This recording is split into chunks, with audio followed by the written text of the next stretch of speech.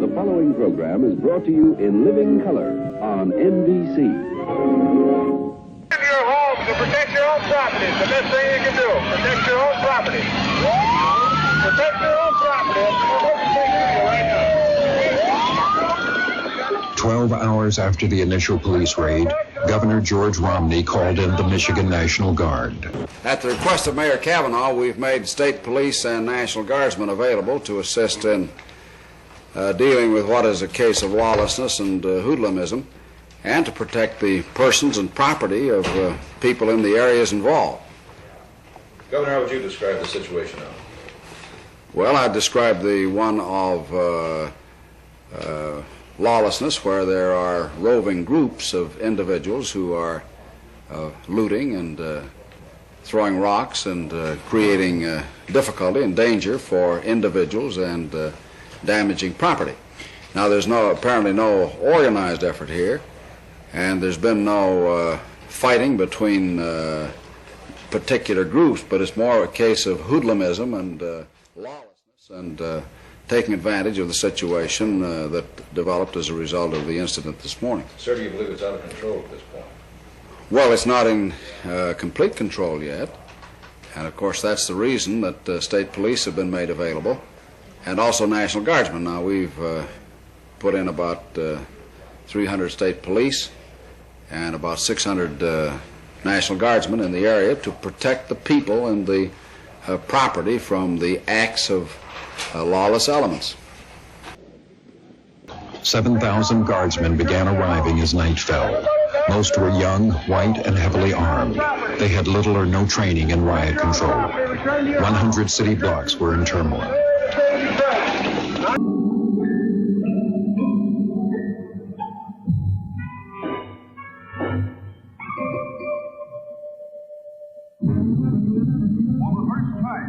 Detroit, America's Automobile Center, is itself the scene of the year's big show, the National Automobile Show, now at Detroit's new Cobo Hall.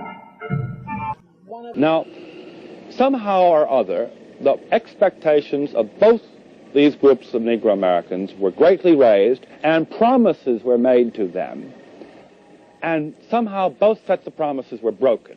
Here tomorrow, you're just going to have one job, to find out what or who is causing the trouble. I'll be cruising in the area, but remember, from tomorrow on, I won't know you, you won't know me, and you won't know each other.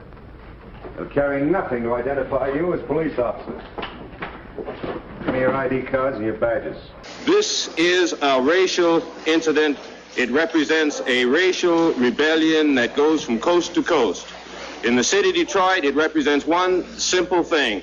Black people want control of black community. To the rules of white society. The police had tried to tell us, I think, that this was happening in the slums, but somehow liberal Americans don't listen to police. Despite a 9 p.m. curfew, thousands of people were on the street.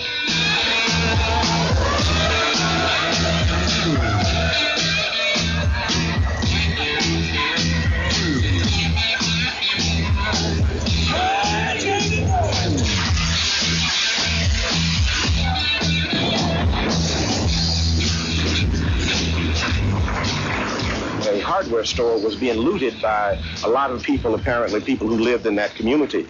And a carload of brothers rolled up, and they asked everyone, had they gotten enough, and did they need anything else? And people said, finally said no after they had gotten what they wanted. And so these brothers said fine, and so they got everybody out of the store, and they firebombed it, and they left. They didn't take anything themselves. The fact that it could become as open and could assert itself in the ways that we have seen this last summer was never believed. Suddenly, we tapped at every level of the Negro world, the level of rage, of blind fury at the American social and racial system that could never have been conceived.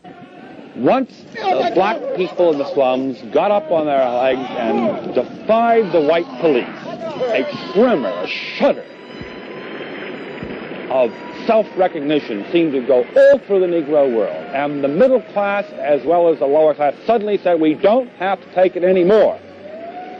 The rioters don't come from all levels. but the support comes from all levels, and increasingly from the upper levels of Negro society came the radical, militant ideologues saying that forget America, white America is an irredeemably racist country.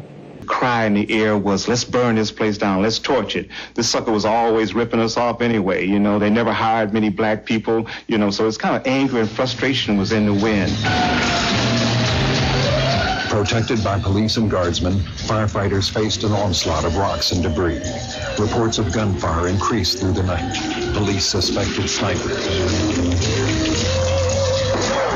There must be some kind of way out of here. Say the trouble to the thief. There's too much confusion. I can't get no relief.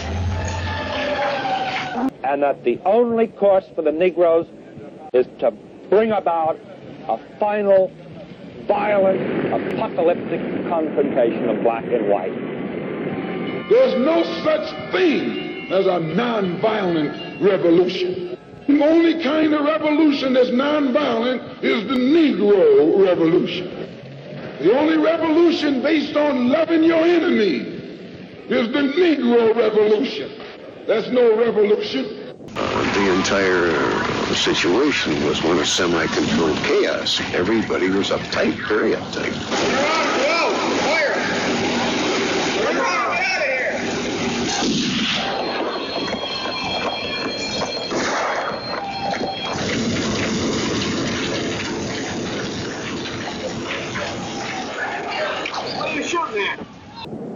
A revolution is bloody. Revolution is hostile. Revolution knows no compromise. Revolution overturns and destroys everything that gets in its way. And you sitting around here like a knot on the wall saying I'm going to love these folks no matter how much they hate me.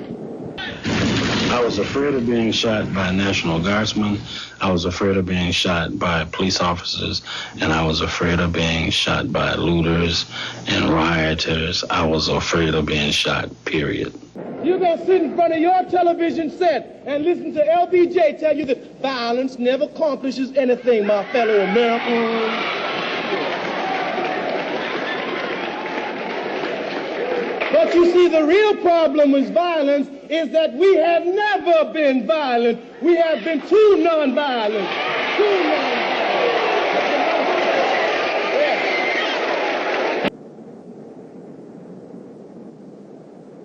We can no longer take that small comfort after Detroit. This was a new kind of riot. It happened for reasons we had not been willing to recognize. It happened with a new violence. And it is this riot we must understand if we're to do something about the dangers that face us now.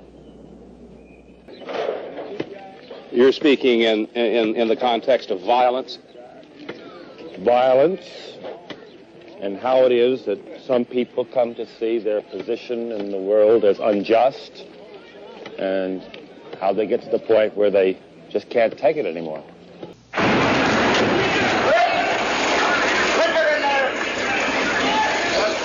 In an atmosphere fed by rumors and fear, everyone was at risk. Get out of the way.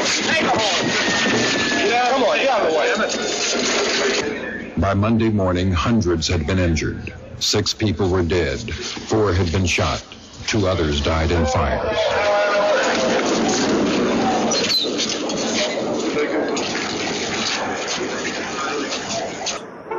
The authentic anger and the authentic reason for behaviors, and it creates the impression that behavior was not rational, was not a logical response to conditions. It's just random acts of chaos, etc. Detroit had been selected by Life magazine in 1967 as an all-American city. It was a city to go to, a city of promise, a city of opportunity. The reality for African Americans and other persons of color was that there wasn't equal access to that opportunity. There wasn't equal access to the hope, and what there was a disproportionate access to was rampant acts of police brutality and misconduct. In 1967, the Detroit Police Department was overwhelmingly white. The population of Detroit was increasingly black. There was a growing gulf of mistrust between the police and the people. Today, there are a lot more African Americans on the police force, but the gulf of distrust remains. Finally, they reached a compromise, and Johnson decided that a number of us would go to Detroit. And he started telling us, and occasionally he would be on the phone to Fort Bragg, to the general in charge of the 82nd Airborne. And one thing he kept saying, I don't want bullets in those guns. I don't want our troops to have bullets in those guns. And he went on, and he just got himself all worked up. And he said, I don't want anybody to say that my troops shot a pregnant net. And he looked at me, and his face went red. And then he finished his sentence without finishing that word. And as he then sent us out to go and pack and then go over to Andrews Air Force Base. Somehow the Negro world itself has been pulling apart. On the one hand, a working class, middle class group doing well, taking advantage of every opportunity that comes its way. On the other hand, an underclass falling further behind than ever before. Look at this, Bill.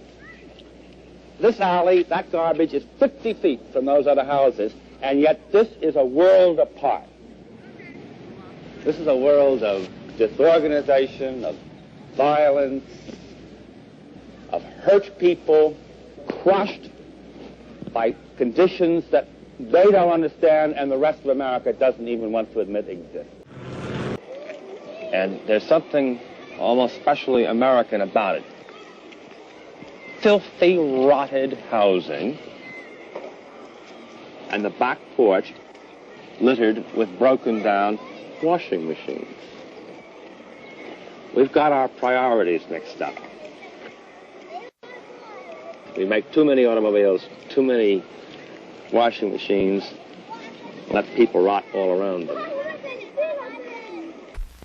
To person and destruction of property, I'm declaring a public state of emergency in these 3 cities.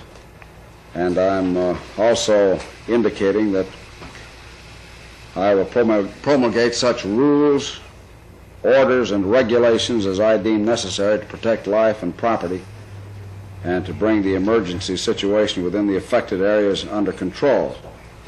Now, this proclamation took effect as of 6 p.m. this evening, and under this proclamation, I have issued these 3 rules. Number 1, that there will be a curfew daily from 9 p.m. to 5:30 a.m. until further notice. And this means that people should remain off the streets unless it involves public health or other welfare considerations. How many children? I have 6. And you are the sole support of your 6 children? Yes, I am. And I would like to live in a better neighborhood, but they won't allow it because I don't have a husband with me. And they don't trust a woman by herself, you know. When was the last time you saw your husband? 8.5 years ago. Do you have any idea where he is now? No, I don't. Realistically, what do you think will happen to your children? I really don't know. Sometimes I think of giving them up, you know, and to a home, somebody to take care of better than I can. And then I think of, keep trying myself. And with 6 children, it's not easy, really. It's not easy.